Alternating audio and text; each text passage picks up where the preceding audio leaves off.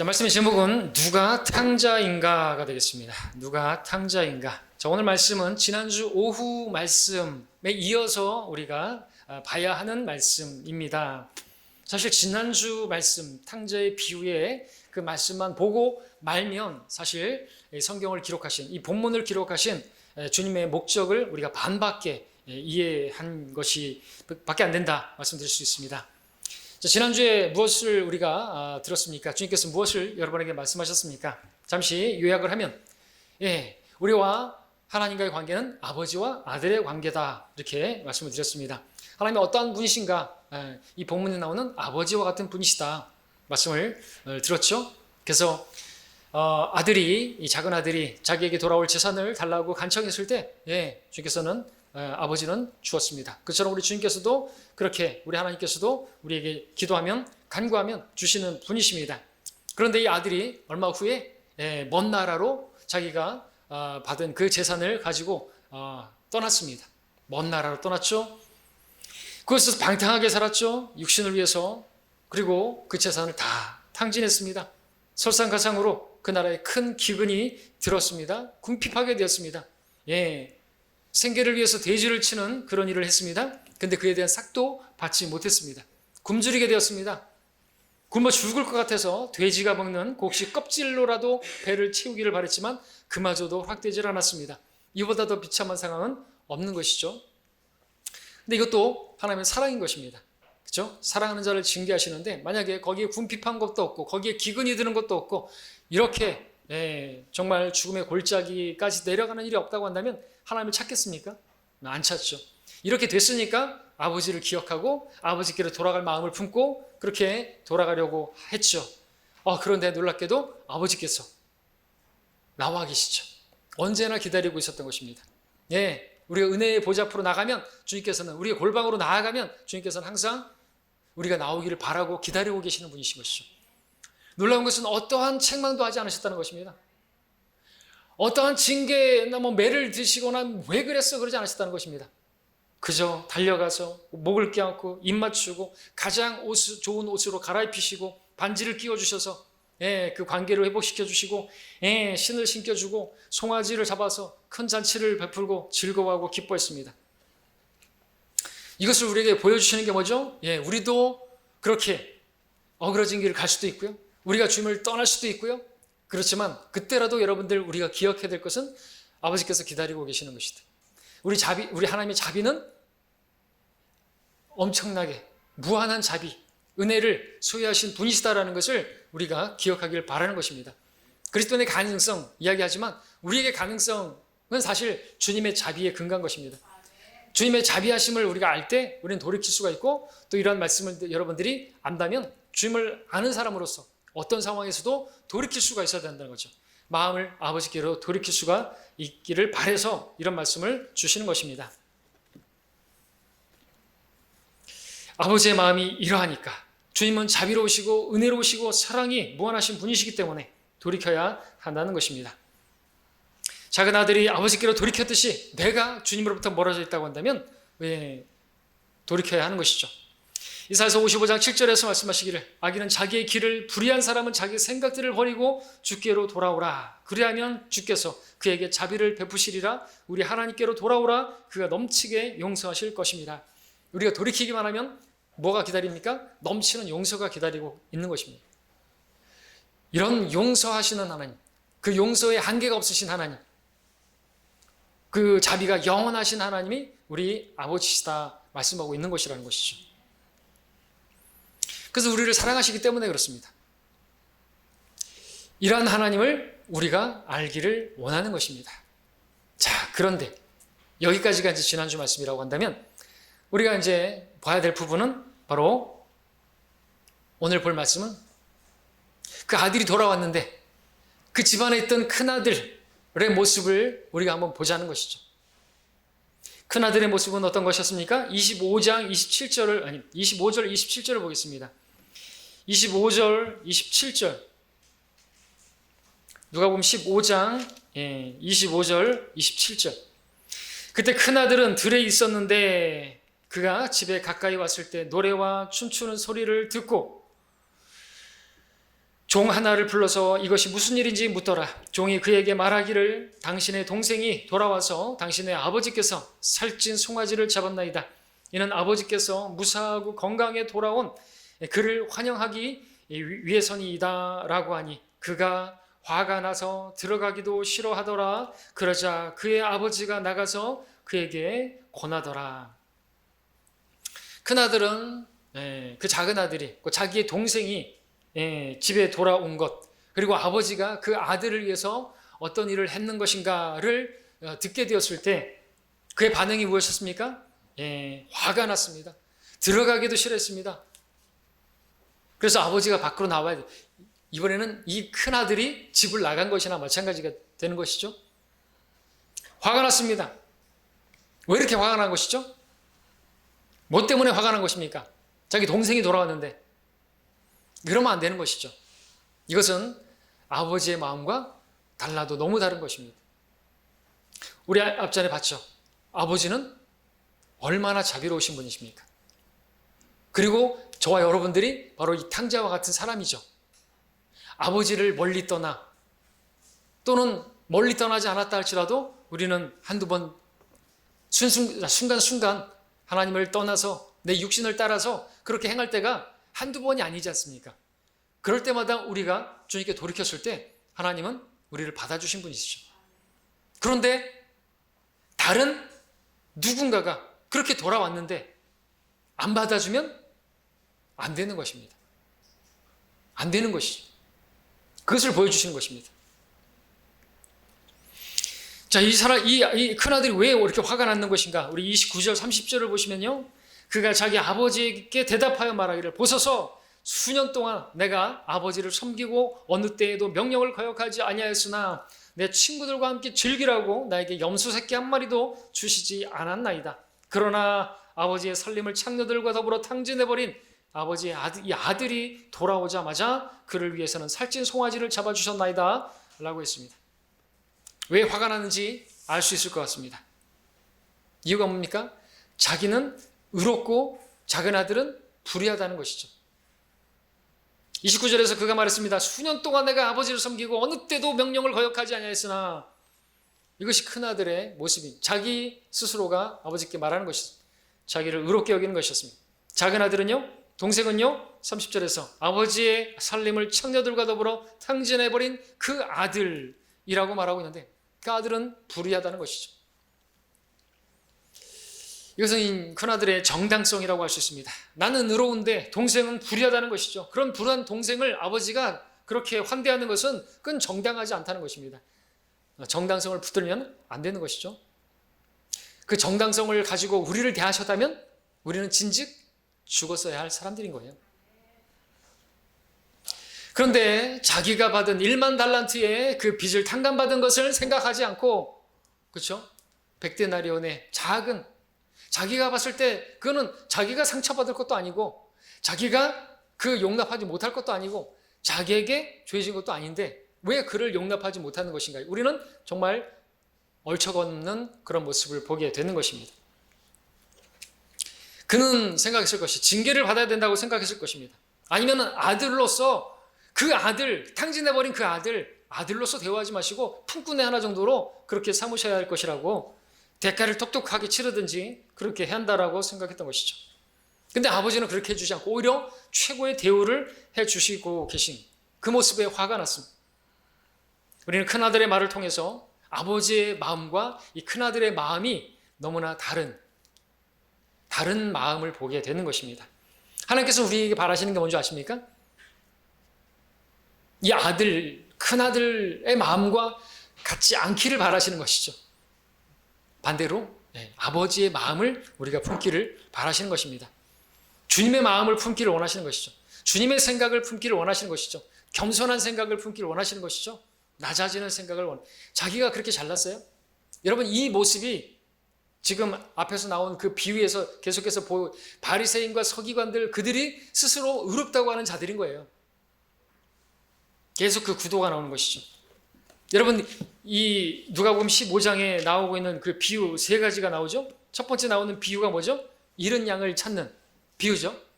거기에 여러분 잘 아시는 것이겠지만 99마리의 양이 있고 잃어버린 한 마리 양이 있잖아요. 왜 이 말씀을 하셨는 것이죠? 누가복음 15장 2절을 보십시오.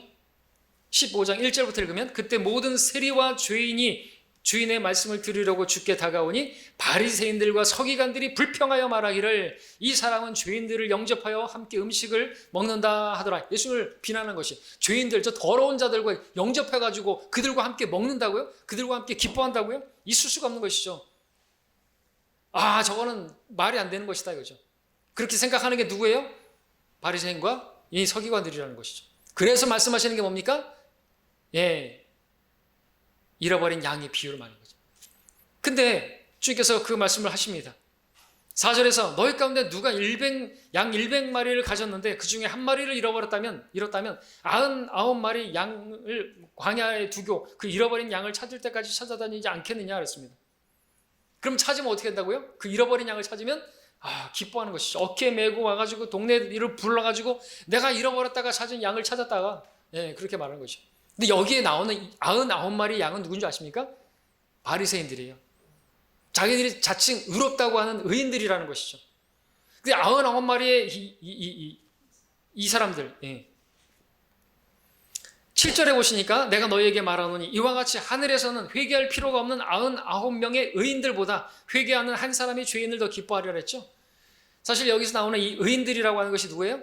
자기가 스스로 의롭다고 하는 누가복음 18장에서 바리새인과 세리에 비유해서 바리새인이 말하죠. 세리를 보면서 나는 이런데 나는 아버지의 명령을 한 번도 거스른 적이 없는데 저 탕자는 다 탕진했다고 창녀하고 그 바리새인은 나는 11조하고 나는 금식하고 나는 뭐 했는데 나는 잘났는데 세리는 아주 불의하다고 그렇게 말했던 사람들이에요.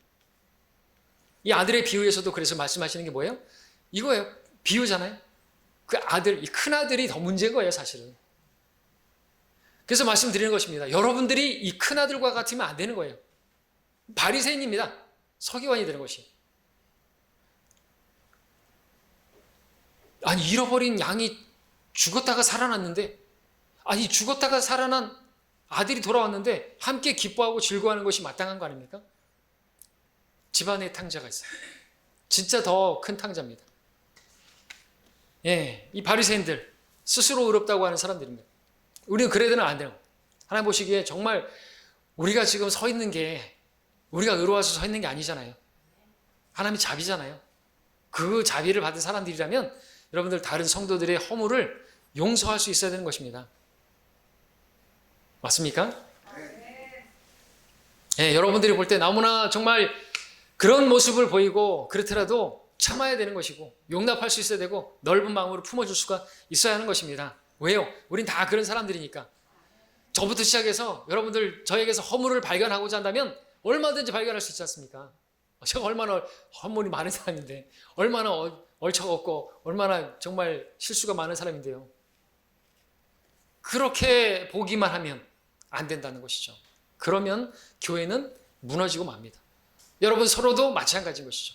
물론 목회자가 여러분들을 바라볼 때 또 그렇게 이상하게 가재미 눈을 보고 쳐다보면 안 되는 것이죠. 그러면 표적 설교하겠죠. 저는 그렇게 하지 않습니다. 하지 않으려고 하고요.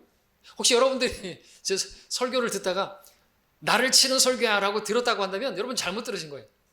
왜냐하면 설교 들을 때 항상 설교할 때 뭘 제가 하죠? 하나님 말씀으로 듣게 해주시라고 기도하잖아요. 그리고 여러분들 아멘 했습니까? 그렇다면 제가 여러분들에게 개인적인 감정을 가지고 설교하는 것으로 생각해서는 절대 안 되는 것이죠. 그렇게 받아들이면 끝나버리는 거예요. 관계가 끝나버리는 거죠. 그렇죠? 맞습니다. 위험한 것입니다. 그래서 저는 늘 말씀을 드리고 하나님께 기도하고 그렇게 하는 거죠. 이 말씀을 하나님 말씀으로 바꿔주시라고 그렇게 기도드리는 것입니다. 그럴 때 여러분들이 그 말씀이 이렇게 말하는 약발을 받는 것이지 안 그러면 여러분들이 그게 상처가 된다. 그러면은 저를 향해서 이를 갈게 될 것이고 그러면 이제 교회는 끝나버린 것이에요. 그러면 뭐 아무것도 남는 게 없는 것이에요. 그러면 이제 탕자가 되는 것입니다. 집안의 탕자, 이 큰아들과 같이 되는 거예요. 서기관. 여러분들 회개할 필요가 없는 양이 어디 있어요? 이 양은 이스라엘인데 지들 스스로가 회개할 필요가 없다고 생각하니까 주님께서는 잃어버린 자를 찾아오러 오셨잖아요. 서기관들 바리새인들은 구원받지 못하는 것이에요. 그렇죠? 우리 여기를 구원에 적용을 하지 않지만 우리 영적인 삶에 있어서 신앙생활에 적용한다면 우리가 바리새인과 같이 되면 하나님과 관계는 끝나버리는 것이에요. 하나님과 마음이 다르면요 어떤 응답도 없는 것이에요. 두 마음을 품으면 안정도 없고 응답도 없는 것처럼 아버지 마음과 다른 마음을 품게 된다면요 그때부터 기도 응답은 생각도 하지 말아야 되는 거죠. 내게 하나님께서 주시는 좋은 것들을 받으리라고 생각도 말아야 된다는 것이죠.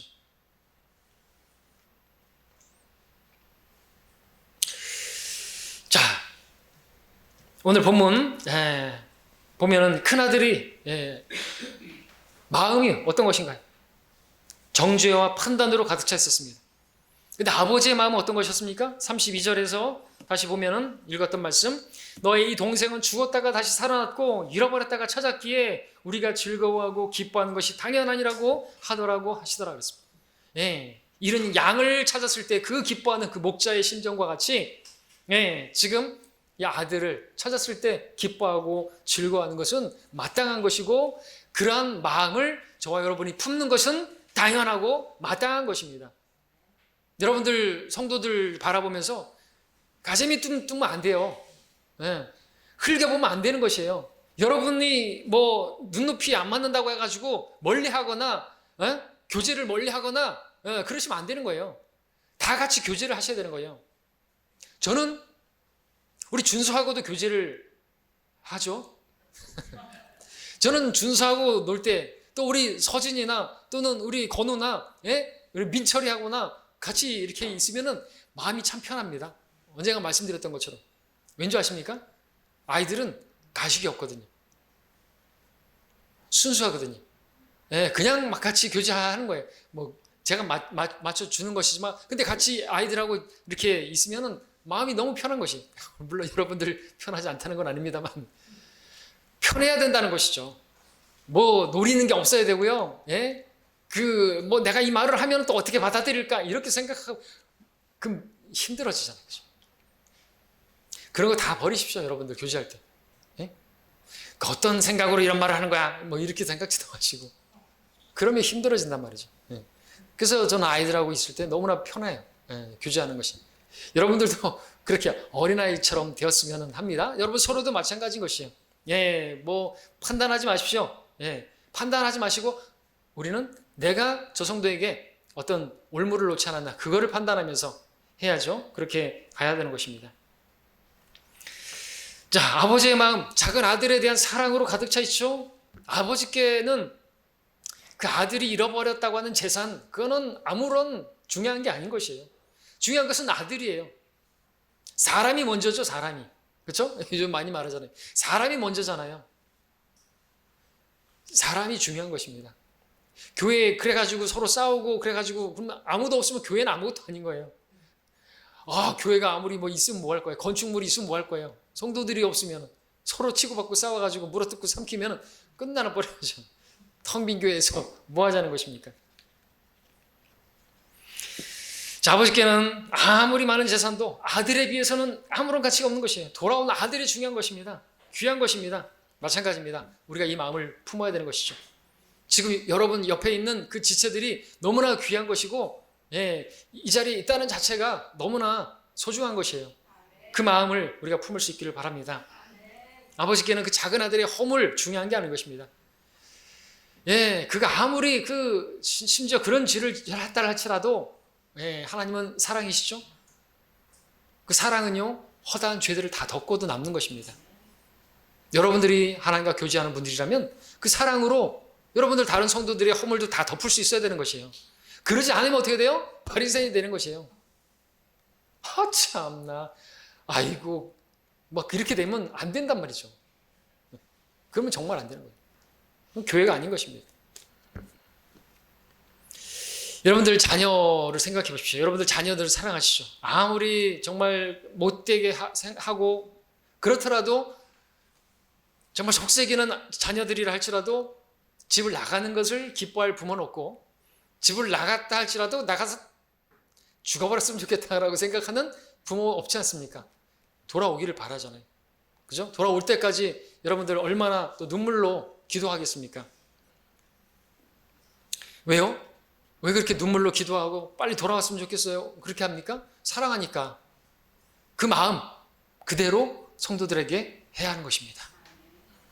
주님의 사랑은 우리의 사랑보다도 더 큰데 우리가 그런 주님의 마음을 담기를, 주님의 마음 본받아 살기를 바라시는 것이죠. 주님의 본성에 동참하는 자들이 되기를 바라시는 것입니다. 자, 그런데 우리가 보면은 오히려 우리의 하나님의 마음과 너무나 많이 다른 모습을 볼 때가 있다는 것이죠.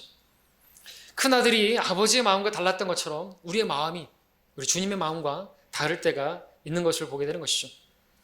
아버지는 용서했는데 이 큰아들은 작은 동생이 용서가 안 되는 것이. 그런데 이 큰아들의 모습이 내 모습일 수가 있다는 것입니다. 성경은 허투루 기록한 적이 없어요. 그렇죠? 나 자신을 의롭게 여기고 다른 사람들을 판단하고 용서 못하고 받아들이지 못하는 그 사람이 혹시 나는 아닌 것인가? 과연 누가 탕자인 것인가? 자, 우리는 그러나 이 큰아들이 자기 스스로를 의롭다고 말하는 것처럼 결코 우리 자신들이 의로운 사람들이 아님을 알아야만 합니다. 우리를 이 자리에 있게 한 것은, 의롭게 된 것은 오해하지 마십시오. 예수님을 믿었더니 그 믿음을 보시고 우리를 의롭다고 인정해 주신 것이지 우리가 뭐 의롭게 행해가지고 구원받은 것도 아니고 이 자리에 서 있는 게 아닌 것입니다. 우리가 무슨 미분 적분 풀듯이 말씀드렸던 것처럼 뭔가를 이렇게 잘 풀어가지고 우리가 의롭게 된 게 아니에요. 복음은 너무나 쉬워요. 누가 구원받을 수 있는 것인가? 자기가 죄인인 것을 시인한 사람은 구원받을 수 있어요. 그러면 우리가 구원받았다면 우리는 하나님의 은혜로 구원받은 것이에요. 그러면은 당연히 그 사람에게서 나타나야 될 것은 다른 사람들에게도 똑같이 하나님의 은혜로 받은 구원을 받은 성도들에게 우리가 자비로 대해 줄 수 있어야 되는 것이죠. 내가 받은 자비를, 내가 받은 용서를 그 사람들에게도 흘려보낼 수 있어야 되는 것입니다. 그게 1만 달란트 빚진 탕감받은 저희 비유에서 말씀하시는 것이죠. 우리가 자랑할 것은 예수님의 보혈밖에 없습니다. 우리가 의롭게 된 것은 그 보혈 때문에, 그 보혈로 우리 죄들을, 구원받고 나서도 우리의 생각으로 짓는 죄들은 너무나 많지 않습니까? 말로 짓는 죄들 얼마나 많은지 몰라요. 때문에 우리는 매 순간 주님의 자비를, 무한한 자비를 받고 있음을 기억해야 하는 것입니다.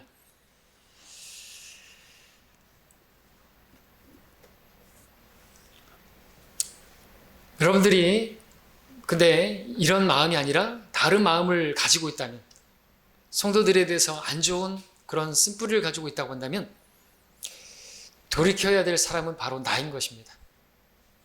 돌이켜야 될 사람. 내가 하나님의 마음과 용서하는 마음, 자비로 대해주는 그런 마음을 가지고 있지 못하다고 한다면 바로 내가 탕자인 겁니다. 회개해야 할 사람은 나인 것이에요. 아버지께로 돌아가야 할 탕자는 나인 것입니다.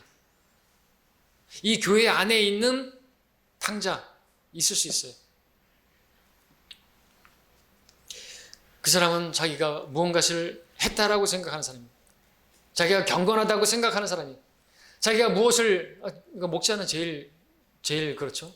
목자가 스스로 자기가 대단하다고 생각하고 말씀을 전하니까 마치 자기는 말씀을 다 그대로 행하는 것처럼 그렇게 성도들에게 또 그렇게 하는 것도 안 좋은 것이죠. 네. 여러분들에게도 마찬가지입니다. 주님께서는 우리가 주님의 마음을 소유하는 그 마음을 본받는 자들이 되기를 바라십니다. 31절에서 아버지가 그 아들에게 말하기를 아들아 너는 항상 나와 함께 있고 라고 말했습니다. 큰아들은 항상 아버지와 함께 있었는데 아이러니하게도 아버지의 마음에서는 멀리 있었던 것이죠. 입술로는 주님을 존경하면서 마음은 멀었던 것이죠. 그들이 누구라고요? 이스라엘이고 이 바리새인이고 서기관들이고요. 항상 입술에는 하나님 아버지 막 그렇게 얘기하면서 이분 마음은 먼 것이 아버지의 마음이 아닌 것입니다. 누군가를 긍휼히 여기는 마음 없는 것이죠. 불쌍히 여기는 마음 없는 것이죠. 그렇게 되면 안 되는 것이. 자, 우리도 늘 교회에 나와서 우리가 경배를 드리고 예배를 드리고 주님 앞에 말씀을 듣고 또 말씀을 들음으로써 주님과 교제하는 자들이지만 주님 마음을 갖지 못한 우리 모습 볼 때가 있습니다. 여러분들 예배를 빠지지 않고 드리는데 예배를 못 드리는 또 안 드리다가 돌아오게 되는 그런 성도들을 보게 되면 여러분들 환대할 수 있어야 되는 것입니다. 인제 왔어? 이런 식으로 대한다든지 그러면 안 되는 거예요. 왔냐고 반갑게 맞아줘야 되는 것이고요. 그래야 되는 것입니다. 왔는데 오랜만에 왔는데 자기는 어떤 사정이 있어서 왔는데 못 나오다가 왔는데 인제 왔어? 몇 번이나 가나 보자. 또 안 나오겠지? 그러면서 아주 냉대하면은요 안 나오죠. 그러면 누가 실족시킨 거예요? 그러면 이 작은 아들이 돌아왔는데 그 큰 아들이 그런 식으로 대하면은 어떻게 되는 거죠? 둘 중에 하나죠. 큰 아들이 나가든지 작은 아들이 나가든지. 그럼 아버지는 어떻게 되죠? 아버지 마음은 무너지는 것이죠. 하나님의 마음은 무너지는 것입니다. 우리가 그렇게 하나님의 마음을 성령님을 슬프시게 해드려서는 안 되는 것입니다. 아니 그렇게 항상 함께하고 그렇게 교회를 다니고 그렇게 예배를 드리고 그렇게 하나님을 가까이 했다면서 어떻게 마음은 하나님과 다른 것인가 이거죠. 하나님의 마음은 사랑하는 것이고 용서하는 것이죠. 베드로가 주께 와서 말씀드리기를 주여 내 형제가 내게 죄를 지으면 몇 번이나 그를 용서해 주어야 하리까? 7번까지 하리까? 라고 하니 예수께서 그에게 말씀하시기를 나는 너에게 7번까지라고 말하지 않고 70번씩 70번까지라. 70번씩 70번 몇 번이죠? 490번까지만 용서하라는 것입니까? 490번째 세다가 잊어버릴 것이. 그럼 다시 처음부터 계속해서 용서하라는 것이죠. 왜요? 우린 1만 달란트 탕감 받은 자들이라는 것입니다. 끊임없이 판단하는 것이 아니라 끊임없이 용서하는 것입니다. 만일 어떤 사람이 누구에게 불평이 있으면 서로 용납하고 서로 용서하기를 마치 그리스도께서 너희를 용서한 것 같이 너희도 그리하라. 모든 것 위에 사랑을 더하라. 자, 또 우리는 이 본문에 나오는 큰아들을 통해서 그의 마음 안에 정죄와 판단과 함께 시기심도 있었던 것을 보게 되죠. 29절 하반절에 보게 되면 큰아들이 말했습니다. 내 친구들과 함께 즐기라고 나에게 염소 새끼 한 마리 주지 않으셨다고.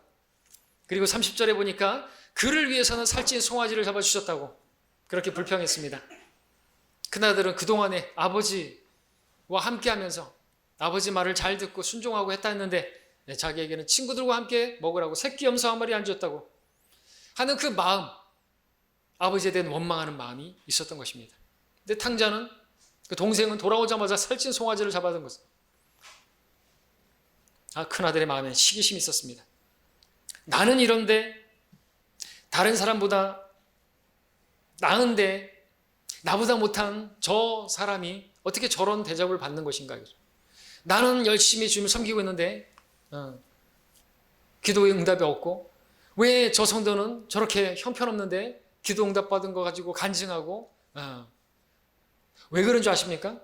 그런 마음을 가지고 있기 때문에 그렇지. 응답을 안 해주시는 것이죠. 그렇게 비교하면서 시기하는 마음 가지고 있으면 기도 응답도 없는 것입니다. 왜? 그것이 아버지 마음이 아니기 때문에.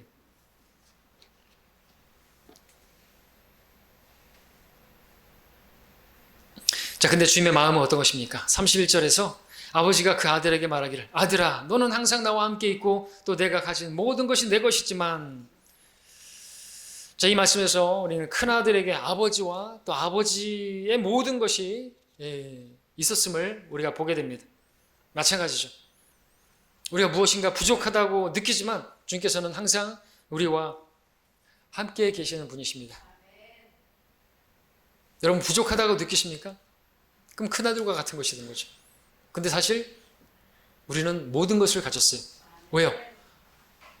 하나님께서도 우리와 함께 하신다면서요. 주님께서 나와 함께 하시면 우리는 부족한 게 없잖아요. 주는 나의 목자시니 내게 부족한 것이 없으리로다. 근데 왜 불평이 나오는 것이에요? 아버지와 함께 있다면서요. 근데 사실은 함께 있는 게 아니죠. 아버지와 교제가 없는 것이 사실은. 그 증거는 뭡니까? 난 하나님 사랑한다 하면서 형제를 사랑하지 않으면 문제가 있는 것이라는 거예요. 사랑하는 게 아닌 것입니다. 하나님을 사랑하면 형제도 사랑하는 것입니다. 나는 항상 하나님과 함께하고 있다. 하나님과 교제 가운데 있다. 나는 하나님과 교제하고 있다. 그렇다면요, 증거를 뭘로 나타내는 것입니까? 형제를 사랑하는, 자매를 사랑하는 것으로 나타나야 그게 나는 하나님과 잘 교제하고 있다고 하는 것에 누군가가 말해주지 않아도 그 스스로 증명하는 것이라는 거죠. 자기가 그렇게 말하지 않는다 할지라도.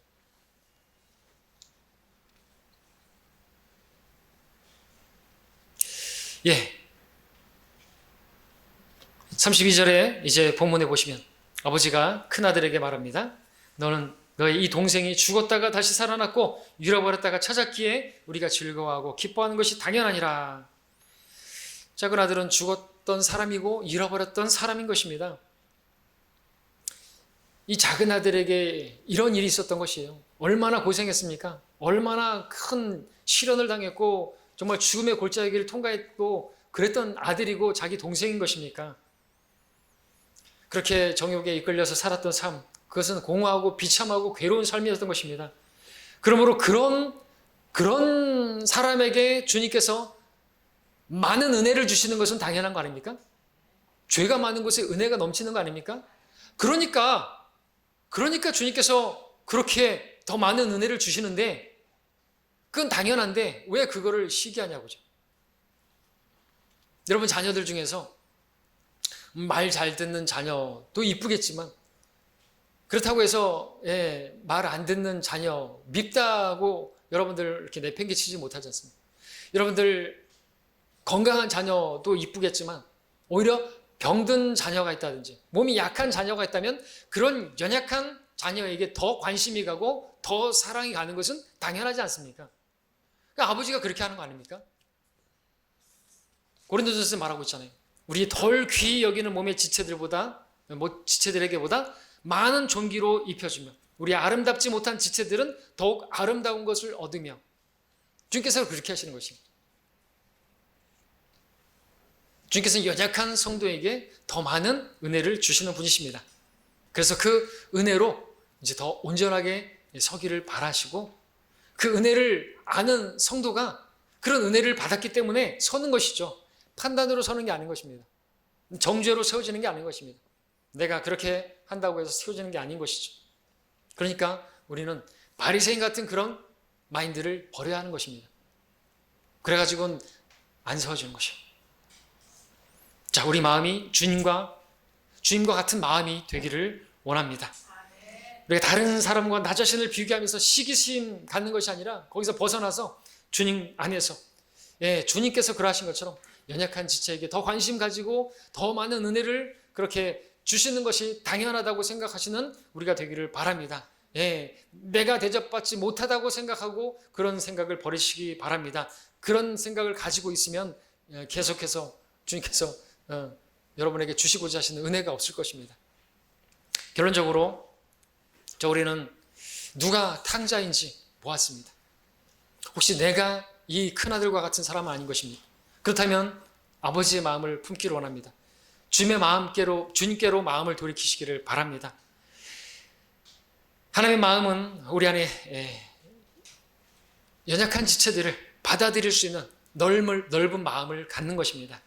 그를 정죄하고 판단하는 것이 아니라 주님의 사랑으로 내가 먼저 만족하고 주님이 나와 함께 하시는 것에 만족하고 내가 받은 은혜에 만족하면서 다른 지체에게 더 많은 은혜가 가기를 바라고 저 성도가 세워지는 것이 나에게 기쁨이라고 하는 그런 마음을 갖기를 바라는 것입니다. 주님께서 가신 길이 그 길이 아닙니까? 내가 가진 것을 다 잃어버린다 할지라도 그 사람을 얻을 수만 있다면 그 사람이 세워줄 수만 있다면 나를 희생하고 내 것을 버리고 내 생각과 내 어떤 정당성과 이런 것도 다 버리는 그런 길을 가는 것이 주님을 따르는 길인 것입니다. 자, 그런 삶은 우리가 나를 부인할 때, 내 안에 계시는 주님께서 나를 주관하실 때, 그리고 나의 어떤 모든 것들은 다 그런 정당성과 다 주님께 맡기고 그렇게 가는 것이 주님을 따르는 길인 것입니다.